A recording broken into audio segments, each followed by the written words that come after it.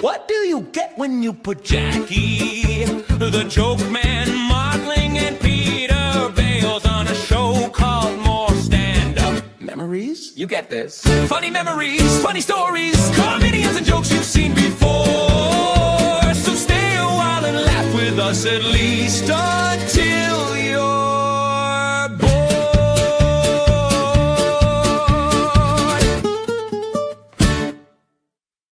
Do you realize the last word of our jingle is bored? Bored.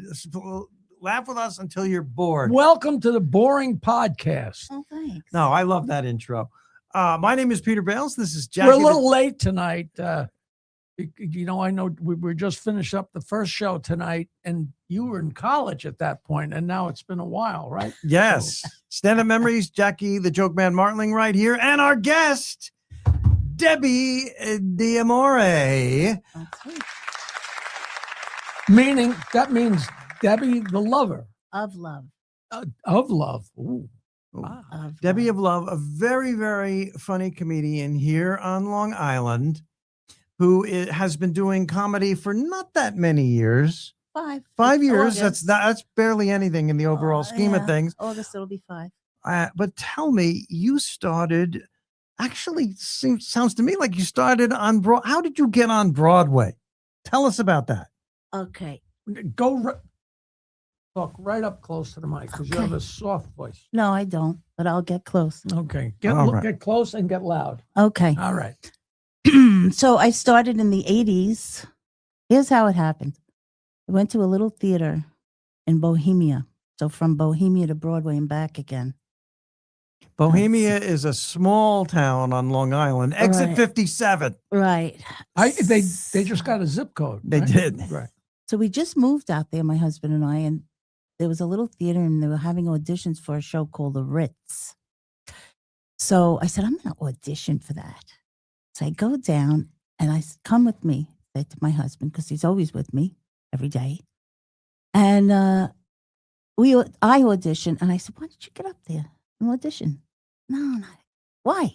You think any of those guys are better than you? He gets up, he auditions, he gets the part. I got nothing. Oh, Not fair. So that started it. And then the years went by. And now let me ask: were you both actors, actresses before that, or Not performers? really. Like high school drama or no, college? No, or... my mother begged me. I wouldn't do it.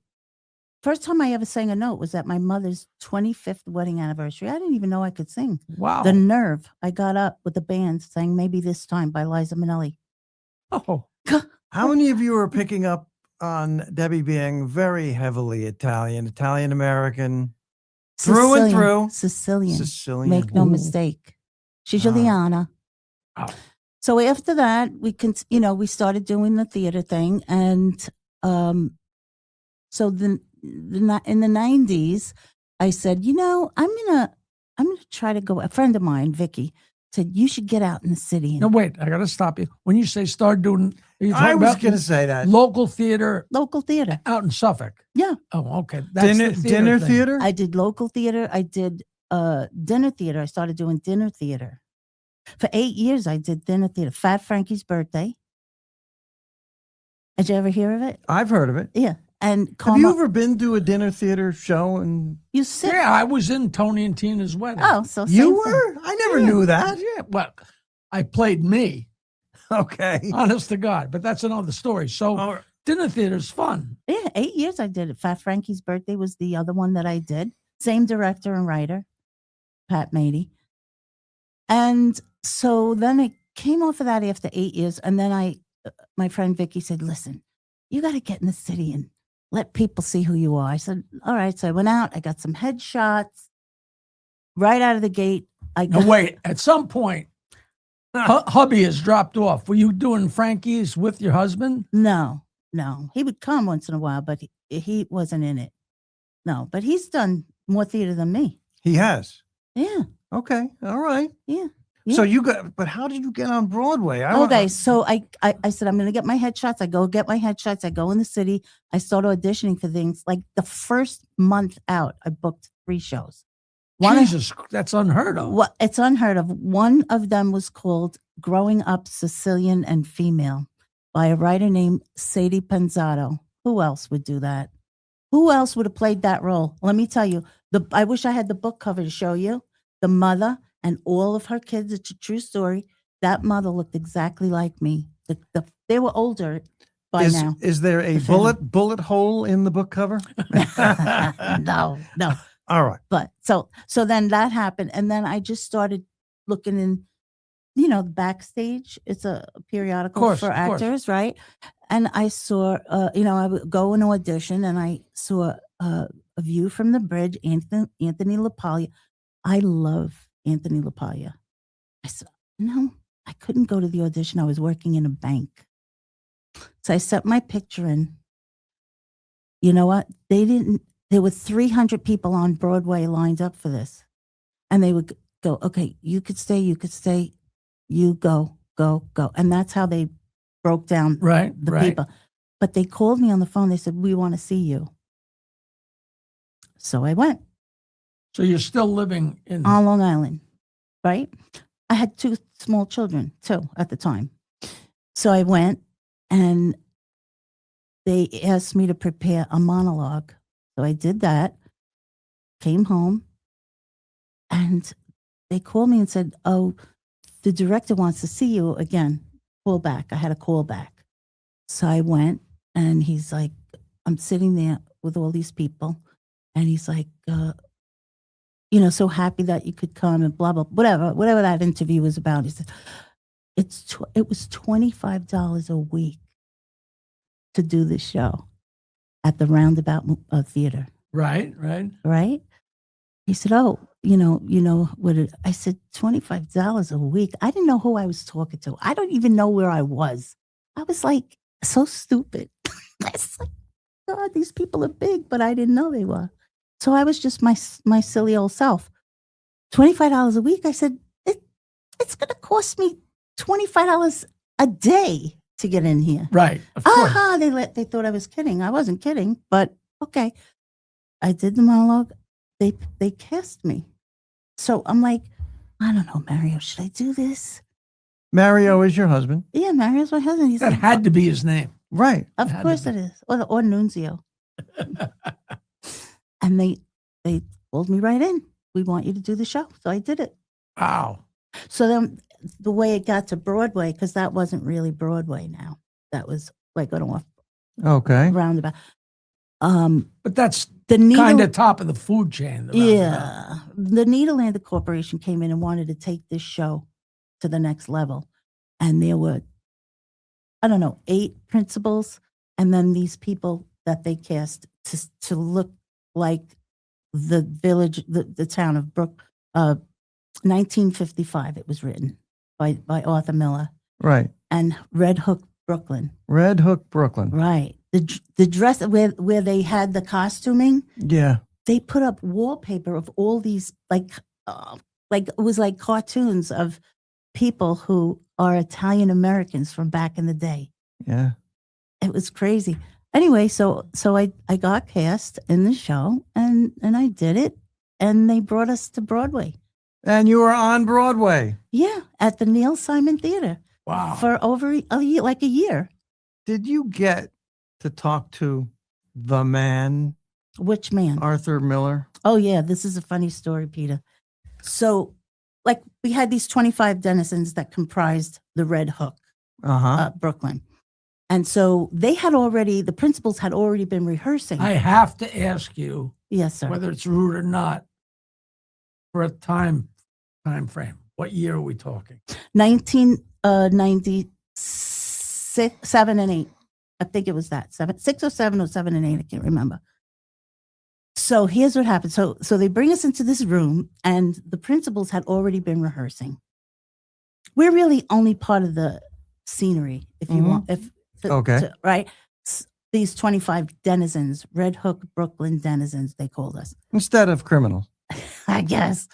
So I sit down, and we're all sitting, and they do the show, principals.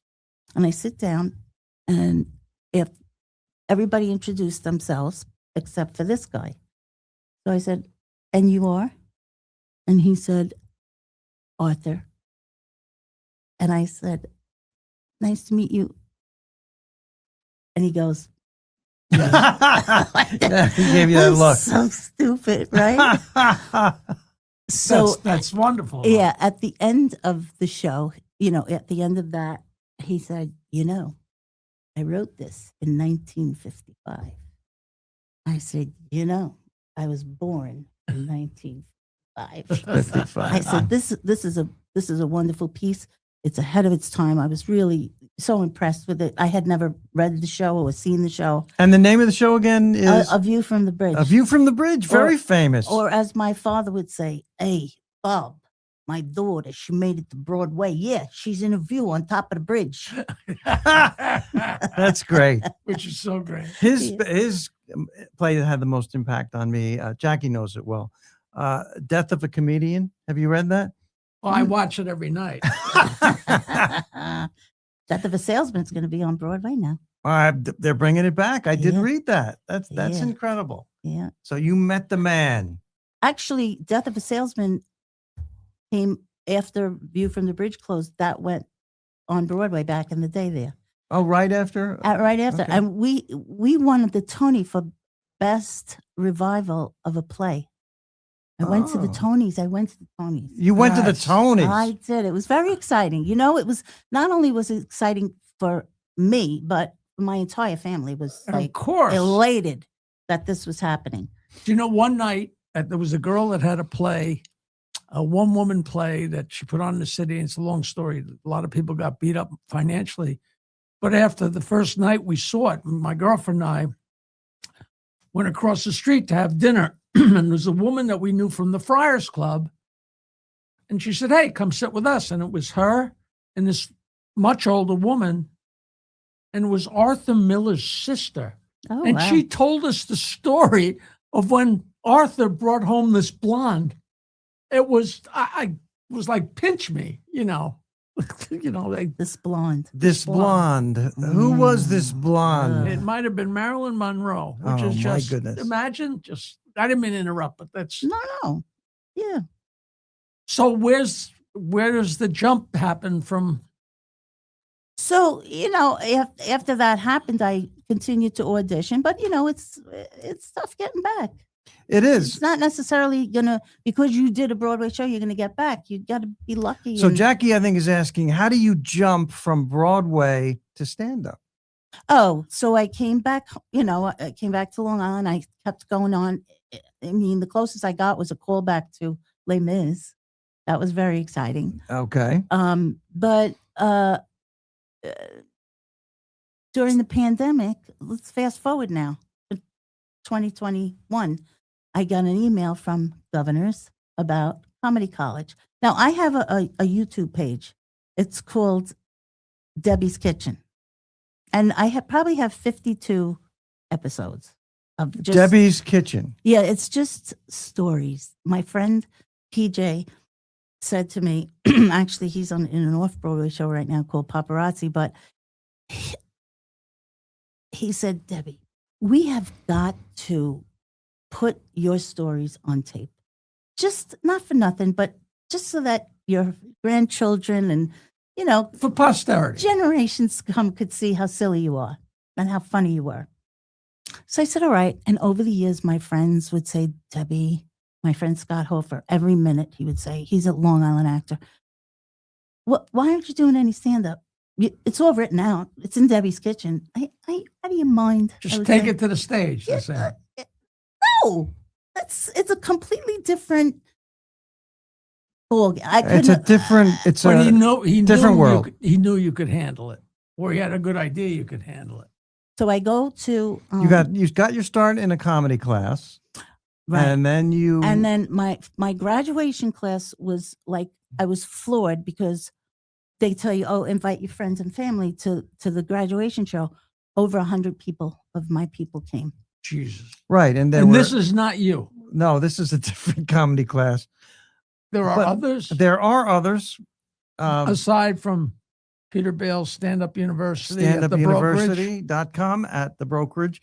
But what I know what she's talking about. She had 100 people at what essentially is a recital, the graduation Right. show, and you probably got a dose of a very intoxicating drug, which is getting laughs. Yeah. Laughs and And applause. But you know, It's- I get laughs anyway, just sitting, talking to my friends. I know, but it's It's not. different It's not though. the It's- same. It's not the same. It's It is not the not same. the same. People not would the say same. this. I said it's not. It can't be the same, and it's not the same. So I started doing this, and then I just try to learn. I learn from other comics, you included, Peter. I watch you. Oh, I take thank it you. in. Every comic to me, whether they're good or bad, is a master class for me because I take from what I see. Right. Do this, don't do that. Right. Don't do this, don't do that. And we always tell people who want to do stand-up comedy, great to be funny with your friends and family, but it is a Grand Canyon leap No, to making strangers laugh that's right. who are paying a cover charge. It and can happen easily, but it doesn't necessarily happen easy. It can, but rarely. rarely. Who Who can you has it think of? happen? But Prince, Freddie Prince. It was like almost instant, wasn't it? It was fast. It wasn't instant. Everybody has to start out, and starting out is longer for some people than others. Yeah. I mean, I can't think of a famous person who you just don't do it and famous You the have to next work day. it out. You have to work it out. You do. So you started going to open mic nights. I hate open mic Well, nights. everybody by the does, way. but you got to get stage time. I would get stage time. I would do a lot of what's called emerging talent shows. And then, now I get invited to do a lot of shows now. People invite me, Oh, which is great. very nice. Restaurant shows. And, Right. Well, and stuff. And I go to Sunday Night Funnies at Governor's just to show my face and absolutely. and network with other comics and yeah. And we did. What is that in the That's they on a Thursday show. They call it All Star yeah, comedy and on on Thursday. Sunday they is call that it in the champagne room or whatever it's called? Giggle Room. the The giggle. giggle Room. room? No, No, it's in the it's in in the the big main room. room. On Oh. Sundays they call it the Sunday Funnies, which is an antiquated term, but a wonderful term for The the fundraisers. Yeah. yeah. Well, but the Sunday Funnies refers to the comics that used to be much expanded in the Sunday edition of newspapers. That's an old Yeah, in expression. the 30s, Peter. Yeah, I mean, know, but that's why I love history. I'm calling attention to it. And we just did a show for an older crowd celebrating St. Patrick's Day. Yep, we did. We did, and now she's here. What I had 3 shows over the weekend. you did? You had Yeah. more than me. I had Smithtown Performing Arts Center on. That was the Irish night. Imagine the Italian girl at the Irish night. That's fun. You I were sang Cella la Luna. okay. So you were hired for an Irish comedy night. That's right. Okay. Somebody's got to teach these people. To grease up the pot. The coddle. You heard of coddle?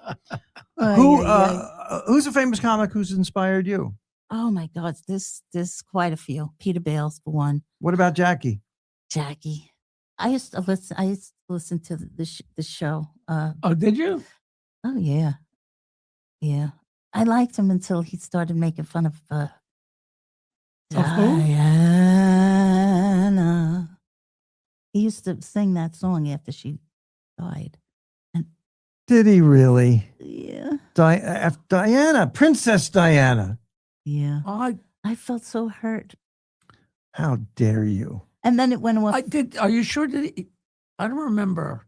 You don't remember him singing that? No. Oh, every day. When Wait, did- Jackie sang that? No, not No, Jackie. oh, Howard. Oh, Howard sang, Diana. but that's not Jackie. That's Howard. That's Howard. But I, Yeah. I, But should, I I, used to- should remember that But don't. because I loved her. I thought she was terrific.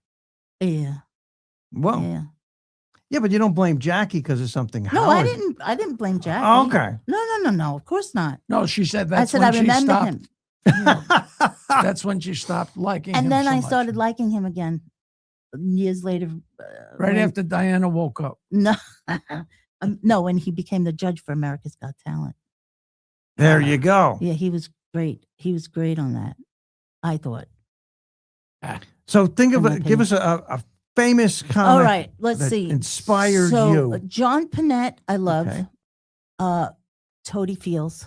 Toady Fields. That's a name you don't hear very often. Toady Terrific. Fields, and I've been compared to her. Yeah, you're short in stature, That's like right. Toady was. And chubby. You have both legs. You know what? Thank God. I was thinking that. I knew you were going to say it. You didn't know that. I knew it, and I knew you were going to say something because you're Jackie. No idea how she lost her leg, but She I never found it. diabetes. Diabetes? Diabetes, as my grandmother would say. Do you know Hema got a diabetes? What, Grandma? It's Sicilian. Sicilian. You don't know what they're saying. Diabetic. Diabetes. How's that happen in one leg? Oh, well, it could, I guess. Well, All we're right, not. that's for the medical show. But Toady Fields, That's a good. great, Toady Fields. a great stand-up memory. As I bring the title of the show Yeah, into it. I loved her. And, well, of course, Joan Rivers. Joan Rivers. What about Phyllis Diller? Love Phyllis Diller. She was, she wasn't like laugh out loud funny for me. Phyllis. Yeah, I didn't laugh out loud. I got to laugh out loud. I don't have to. I see comics that are not laugh out loud funny, but they're clever and they're smart. And so I appreciate them, but I don't necessarily laugh out loud. Well, I think laughing out loud is part of what comedians want to do and need to do. Yeah. I mean, it's not, I don't want to watch a stand-up comic and go, clever. You know that I sold jokes to Phyllis Diller, right? Do you know that? Oh, you did? I still have a copy of the check for $13. Wow. For how many jokes was that? She sent out a piece of paper, a mimeographed, her people sent a mimeographed thing, because I guess Rodney had told her about me, and she contacted me, and it said, Miss Diller pays $3 for an A gag, which is a joke that stands on its own, and $1 for a B gag, which is just a line that can kind of be added on. And I wasn't really paying attention. I sent a bunch of stuff, and then I got a check for $13. $13. And I actually wrote to her and said, I guess there's some kind of mistake because I just got a check for $13. And she wrote back, yeah, 4 A gags and 1 B gag. That's what, and I was like, are you shitting me? Did you say that or did you? I don't know what I said. I cashed the check, I'm sure, but I got you were insulted by that? it's staggering because this is at a point where this wasn't when she was starting in 1952. She was an established, but that was. And the you were gig. probably selling stuff to Rodney. that's not what Rodney was paying. No, and I way underpaid. I didn't sell a lot of jokes to Rodney, but the ones that if he took a joke, it was $50, which still isn't a lot of money to a huge Vegas headliner. But he's, so many jokes coming and going, blah, blah, blah, blah. But $3 and $1, it's like, unbelievable. Save the ink. All right, I didn't mean to cut into You your time. shouldn't even cash that check if you. I have a copy of it. I might try and cash it again. So Debbie, it's great that we're getting the names of these great female comics out there. Phyllis Diller, who really was inspired and was helped by Bob Hope. Bob Hope really took care of her. Really took care of her. My friend's father knew Phyllis Diller, so we got to hang out with her. She came to Dangerfields one night, I remember, and she was cool, and a lot of fun. Now that's not one of those ones you had sex with. No. You see how hard she's laughing? She knows how absurd that premise is. Okay, so Toady Fields, Phyllis Diller. You had sex with her? No. John Panette. John Panette. Joan Rivers. I had sex with John Panette. I love Billy Crystal. Billy Crystal. Love Robin Williams. Great guys. Great guys. Great talents. Geniuses. Truly. So, what's the toughest part of being a stand-up? 5 years, you're still new. Yeah. Well, what's the toughest part? Toughest thing is like once I get a microphone in my hand, I'm pretty much okay. Mm-hmm. But getting to get on stage the whole day, I'm like, and that never goes away. It never goes away. Chris Rock said, comedians don't get paid for doing their show. They get paid for the 20 minutes before the show, which I think about every time when I'm waiting to go on, because it just seems interminable. Mhm. You know, and there's a comic up for you, and it doesn't matter who it is, even you know, they laugh like that. That's another laugh I'm not going to get, you know. Mm. It's just a crazy disease. But once you're there, Once I'm there, you're off to the races. I'm all right. Yeah. I feel okay. I mean, you know, some nights are better than others. I think the audience dynamic has a lot to do with the energy that you're putting out. You know, if you like right out the gate, bam, you got a laugh.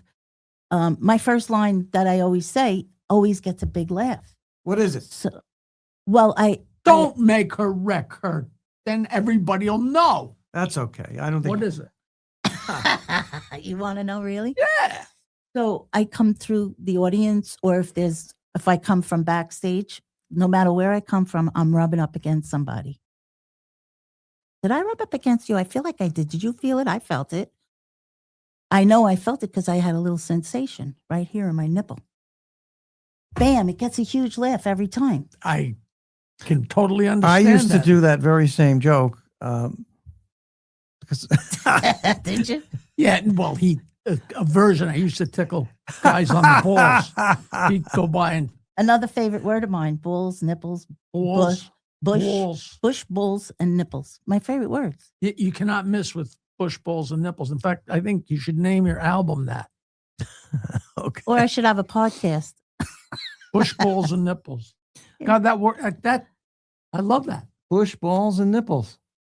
Bush bales and nipples. Bush bales and nipples. So right out the gate, if you And you find out how loose they are, Mhm. etc. That tells the whole tale. Mhm. Then I ask how I look. I shaved for this, and I get the guy right in front of me. There's always got to be somebody that I can talk to, because then I feel like I'm in Debbie's kitchen. So me and that guy, it's just me and him the whole Now night. you do some crowd work, and that can be risky because you don't know what's going to happen. Yeah. But I don't ever make that person feel nervous about it. Like, I do go over and say, do you want to feel it?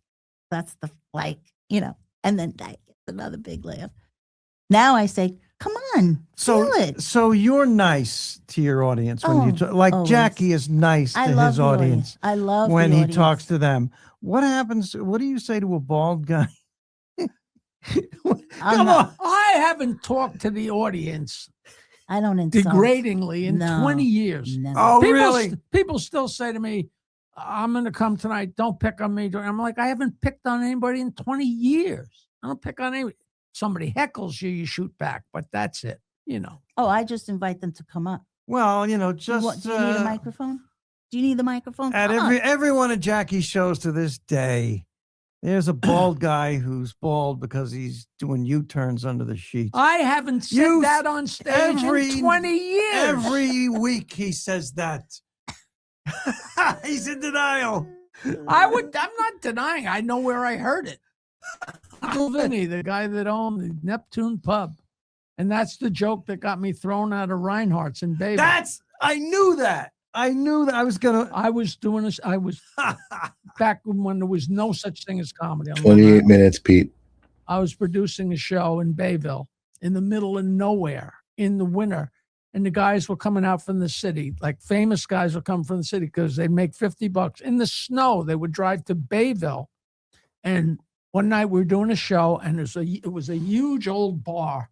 It's the Crescent Beach Club now, but it was a big old wooden bar, and it was huge. And the room was so big, and they had one of those flappable things that closes the room into two.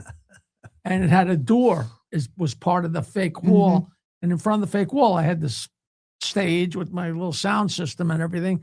And I went up to start the show, and I'm rambling, and, I'm killing them pretty much. And the door opened, and a bunch of guys walked through the door. And I said, oh, look at that guy. He's got a bald forehead from doing U-turns under the sheets. And everybody went wild. And then I went away to Florida, and I went to Bahamas, and I came back, and I got off the plane, and I said to my friend who was running the shows when I was going, well, tell me the worst news. He said, well, the worst news is we lost Reinhardt's in Bayville. So what are you talking about? We sell that out. We pack them in. We make a fortune. He says, yeah, but you told the mayor that he had a ball for Oh my So God. every time I hear that joke, I'm like, it's not a fun. It's actually, you know what? It is a fond memory. Screw him. Yeah, it is. It is a fun. Now it is. But that's good. You have fun with the crowd. Yeah, like I don't that. ever insult them. I always build them up, except when I talk to the wife. Then Yeah, what Listen, happens when what you do you talk to the care? wife? I say, what do you care if I'm with him?